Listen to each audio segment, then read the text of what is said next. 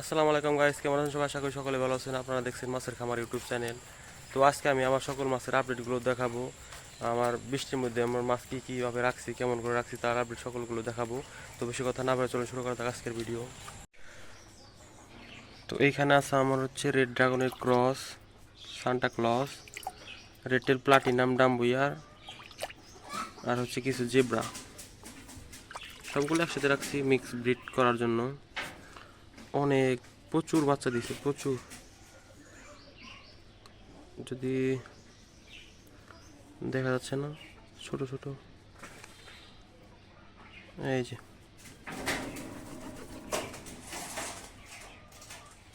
ডেন্সা ভরপুর হয়েছে, একবার ডেন্সা সুন্দর। মাটিতে একসাথে লাগাই দিয়েছি তো ভরপুর হয়েছে,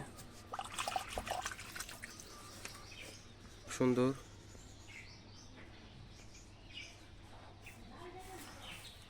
সাইড একটা দেশি কচু গাছ আছে, কারণ অনেক রোদ পড়ে, রোদের কারণে শ্যাওলা জমে যায় পানিতে, তার জন্য এটা রেখে দিছি, তাও ছায়া থাকে।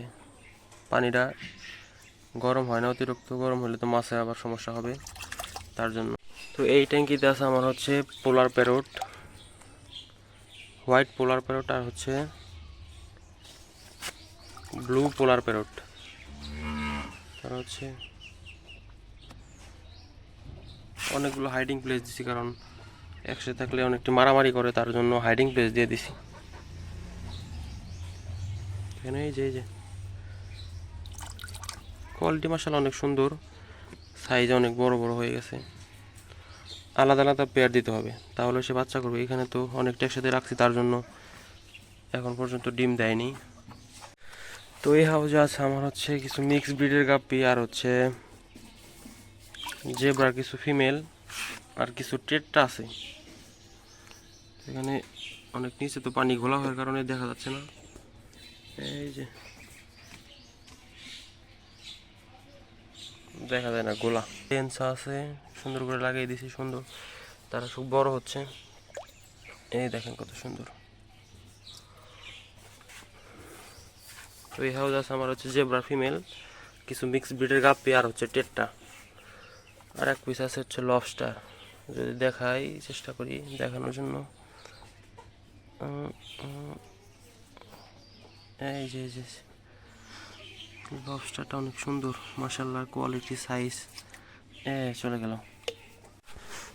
তো আমার এই হাউসে কিছু রেটেল প্লাটিনাম গাপ্পি ছিল, কিন্তু এখন তার নেই, মারা গেছে। তার কারণে এখানে আমি কিছু কোবরা রাখছিলাম, তাও পানিতে কি হয়েছে, সব মাছ খালি মারা যাচ্ছে, তার জন্য পানি চেঞ্জ করবো ভাবছি। পানি চেঞ্জ করে দিতে হবে। এই যে মারা গেছে, সব মাছ মারা গেছে, সব মাছ।